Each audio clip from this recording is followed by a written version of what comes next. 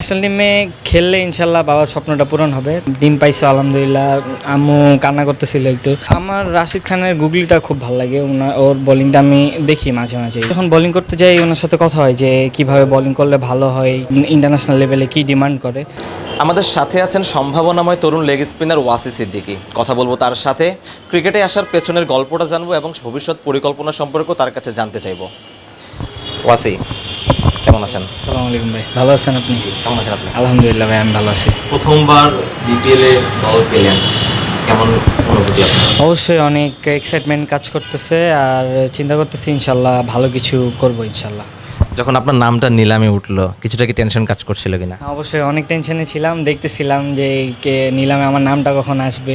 তো যখন আসছে তখন দুইটা টিম আমাকে নেওয়ার জন্য ইচ্ছা পোষণ করছে। তো এইটাতে আমি অনেক খুশি হয়েছি যে না, আমাকে সবাই নিতে চাচ্ছে, দুইটা টিম নিতে চাচ্ছে। তো আলহামদুলিল্লাহ রাজশাহী টিমে গেছি, রাজশাহী টিম অনেক ভালো।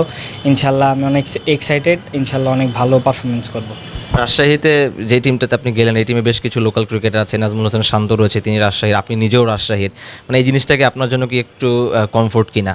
হ্যাঁ অবশ্যই, এটা তো শান্ত ভাই আমাদের টিমের ক্যাপ্টেন, রাজশাহী টিমের ক্যাপ্টেন, এবং খুব সম্ভবত টিমেরও রাজশাহী ওয়ারিয়র্সেরও ক্যাপ্টেন হইতে পারে। তো আমি অনেক কমফোর্টের জায়গা এটা, যে শান্ত ভাই ক্যাপ্টেন থাকবে বা উনি টিমে আছেন। তো এটা অবশ্যই একটা কমফোর্টের জায়গা। আপনার লক্ষ্য কী থাকবে এবার বিপিএলে, কী করতে চান? অবশ্যই টার্গেট থাকবে যাতে আমি খেলে ম্যাচ উইনিং পারফরমেন্স করতে পারি, এটাই আমার টার্গেট থাকবে। স্পেসিফিক কোনো ব্যাটসম্যান আছে কিনা যার উইকেটটা আপনি নিতে চান? না, তেমন কোনো স্পেসিফিক কোনো ব্যাটসম্যান নাই, উইকেট পাইলেই হবে আর ভালো বোলিং করলেই হবে। ওয়াসি, বাংলাদেশের প্রেক্ষাপটে মানে লেগ স্পিনার হওয়াটা কতটা চ্যালেঞ্জিং মনে করছেন? না, এখন দেখেন আগে যেমন অনেক কেউ খেলাইতে চাইতো না, মানে অনেক ডিমোটিভেটেড করতো। বাট এখন কিন্তু রিশাদ ভাই ভালো করার পর থেকে কিন্তু সবাই একটা ভালো নজরে দেখতেছে। তো আমি এই জায়গা থেকে কোনো নেগেটিভ কথা বলতে চাই না। আমাদের ভালো করলে অবশ্যই টিমে খেলাবে। রিশাদের কথা আপনি বলছেন, রিশাদ হোসেনকে কি আপনি বলবেন কিনা যে আসলে বাংলাদেশের লেগ স্পিনারদের পথ প্রদর্শক হিসেবে কাজ করছেন? হ্যাঁ অবশ্যই, ভাই যদি ভালো করে তখনই আমাদের নিচে যারা আমরা লেগ স্পিনার আছি তাদেরকে সবাই ভালো নজরে দেখবে। তো ওনার পারফরমেন্স, ওনার ভালো পারফরমেন্স আমাদের ইতিবাচক দিকটা তুলে ধরতেছে। রিশাদের সাথে আপনার কখনো কথা হয়েছে কিনা, বা কথা হলেও কি কথা? ন্যাশনাল যখন বোলিং করতে যাই ওনার সাথে কথা হয় যে কিভাবে বোলিং করলে ভালো হয়, কি করলে ভালো হয়, কি ইন্টারন্যাশনাল লেভেলে কি ডিমান্ড করে। তো কথা হয় আমার সাথে।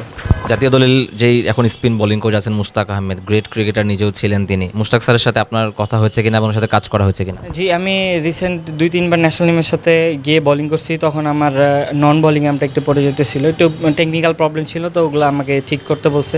তো এখন অনেকটা ভালো হচ্ছে আলহামদুলিল্লাহ।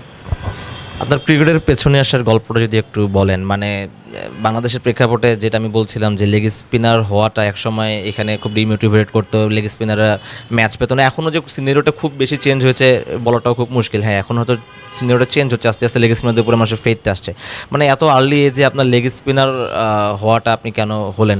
না, ছোটোবেলা থেকেই আমি লেগ স্পিনটা করতাম, আর আমার পথ চলা হলো বিকেএসপি থেকে। আমি বিকেএসপি স্টুডেন্ট। তো বিকেএসপি থেকে অনেক ভালো সাপোর্ট পাইছি, ওখানে স্যাররা ছিল, অনেক সাপোর্ট করছে। তো ওইখান থেকেই শুরু আর কি লেগ স্পিনটা আমার। আমি আজকে দেখছিলাম যে আপনি, মানে গত কয়েকদিন ধরেই দেখছিলাম যে ব্যাটিংয়েও বেশ মনোযোগী আপনি, এবং বেশ বড় বড় ছক্কা মারছিলেন, বেশ পাওয়ার হিটিংয়ে বেশ মনোযোগী। ব্যাটিং নিয়ে আসলে কী কাজ করছেন? ব্যাটিং দিয়ে কি, মানে লাস্টের দিকে যদি ব্যাটিং পাই, 2টা 6 মারতে পারলে টিমের জন্য বেনিফিট হবে। তো ওইটার চেষ্টা করতেছি যাতে সুযোগ পাইলে পারফরমেন্সটা করা যায় আর কি। আজকে দেখলাম যে মাহমুদুল্লাহ রিয়াদকে আপনি নেটে বল করছিলেন, রিয়াদ ভাইয়ের সাথে কথা হয়েছে কিনা? হ্যাঁ, রিয়াদ ভাইয়ের সাথে আজকে কথা হলো যে ভালো বোলিং হইতেছে, করতে থাক, ভালো কিছুই হবে। অন্য কোনো আর কিছু টিপস দিয়েছে কিনা, বা বিপিএল এর নিয়ে কোনো কথা হয়েছে? না না, বিপিএল নিয়ে এরকম কোনো কথা হয় নাই। তো বোলিং নিয়ে কথা হয়েছে যে না, ভালো হইতেছে, করতে থাক, ভালো হইতেছে। বসে, আমি বেশ কিছু জায়গায় পড়ছিলাম আপনার ভাই ক্রিকেটার হতে চেয়েছিলেন, সেই জায়গা থেকে তার ক্রিকেটার হয়নি একটা অনাকাঙ্ক্ষিত ঘটনার কারণে। এরপরে আপনি ক্রিকেটে আসলেন, মানে এই গল্পটা যদি একটু বলতেন। না, আমার ভাই ছিল, বড় ভাইও, তো উনি গেছেন অনেক বছর হয়েছে, 12 বছর হয়ে গেছে। তো বাসায় আব্বু অনেক সাপোর্ট করতো আর কি। ভাইয়া অনেক ভালো ট্যালেন্টেড প্লেয়ার ছিল।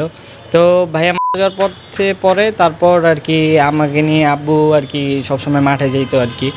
তো ওইখান থেকে আর কি শুরু। আমার বাবাই আর কি আমাদের চাইতো যে আমার একটা ছেলে প্লেয়ার হোক আর কি। বাবার স্বপ্ন কতটা পূরণ করতে পারলেন বলে মনে করছেন? না, অবশ্যই ইনশাল্লাহ ন্যাশনাল টিমে খেললে ইনশাল্লাহ বাবার স্বপ্নটা পূরণ হবে। তো ইনশাল্লাহ চেষ্টা করে যাচ্ছি, ইনশাল্লাহ স্বপ্ন পূরণ করবো ইনশাল্লাহ। জাতীয় দলের জন্য কি কতটুকু আপনি নিজেকে প্রিপেয়ার্ড মনে করছেন, বা আর কতটা পথ পাড়ি দিতে হবে বলে আপনি মনে করছেন? না, এখনও অনেক পথ বাকি আছে, ইনশাল্লাহ ভালো খেলতে থাকি। ন্যাশনাল টিম তো অনেক বড় একটা জায়গা, ভালো করতে থাকলে ইনশাল্লাহ সুযোগ আসবে। আপনার আইডলকে?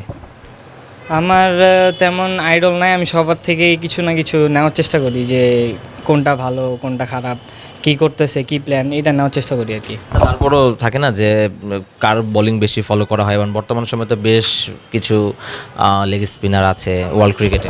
আমার রাশিদ খানের গুগলিটা খুব ভালো লাগে, ওর বোলিংটা আমি দেখি মাঝে মাঝে, যে ও কী করে বা কী ফিল্ড সেট আপে বোলিং করে। আপনি গুগলি কতটুকু শিখলেন, বা আপনার আসলে স্ট্রেংথের জায়গা? আমার স্ট্রেংথের জায়গায় আমি একটু জোরে বল করি, জোরে স্টাম্পে বল করাটা আমার কাছে স্ট্রেংথের জায়গা মনে হয় এখন। তো গুগলিটা নিয়ে কাজ করতেছি, ইনশাল্লাহ ভালো হবে।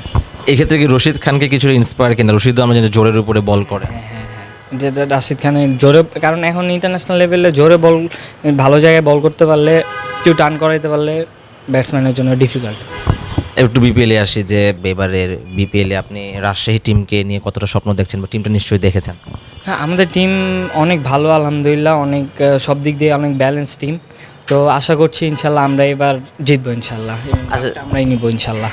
যে বলছে নিজেকে কি আপনি কি একটু আনলাকি মনে করেন কিনা? কারণ আপনি যে কটা ফার্স্ট ক্লাস ম্যাচ খেলেছেন, আপনি ভালো করেছেন, লিস্টে ক্রিকেটও আপনি ভালো করেছেন, যদিও এখন আপনি আর্লি স্টেজে আছেন আপনার ক্যারিয়ারের, মানে তারপরও নিয়মিত ম্যাচ না পাওয়ার ক্ষেত্রে কি কিছুটা কি আনলাকি মনে করেন কিনা? না, দেখেন, টিম কম্বিনেশনের কারণে অনেক সময় বাদ পড়তে হয়, কারণ অনেক সময় একটা টিমে লেফটি ব্যাটসম্যান যখন বেশি থাকে, লেফট আর্ম কম খেলায়। তো ওই ক্ষেত্রে এটা নিয়ে আমি ভাবি না, যে যখন সুযোগ পাবো তখন ভালো করার চেষ্টা করব, এটাই টার্গেট থাকে আমার সবসময়। এবং যেটা বলছিলাম যে লেগ স্পিনারও খুব সচরাচর যেই মূল্যায়নটা হওয়া উচিত ওয়ার্ল্ড ক্রিকেটে এখন রিস্ট স্পিনারদের যে মূল্যায়নটা, সেটা আমাদের এখানে কিছুটা কম আছে। তো এবার যেহেতু আপনি বিপিএলে খেলবেন, আপনার পারফরমেন্স করার একটা তাগিদ নিশ্চয়ই আপনার নিজের মধ্যে কাজ করবে। সো এই জায়গা থেকে কিছুটা চাপ অনুভব করছেন কিনা? না, কোনো চাপ নাই, ইনশাল্লাহ সুযোগ পাইলে ভালো করার চেষ্টা করবো, অনেক ভালো প্রিপারেশন নিয়েছি, ইনশাল্লাহ এটা ভালোই হবে।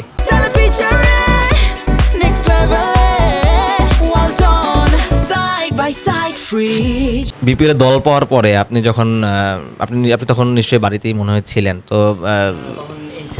তখন এনসিএল ছিলাম। হ্যাঁ, এরপরে যখন আপনি বাড়িতে গেলেন সিরাজগঞ্জে, মানে আপনার গ্রামের মানুষ বা আশেপাশে বন্ধু বান্ধবের আসলে রিয়াকশনটা কী ছিল? আপনাকে কীভাবে আপনারা ওয়েলকাম করলেন? না, সবাই অনেক এক্সাইটেড ছিল, ওনারাও অকশনটা দেখছে।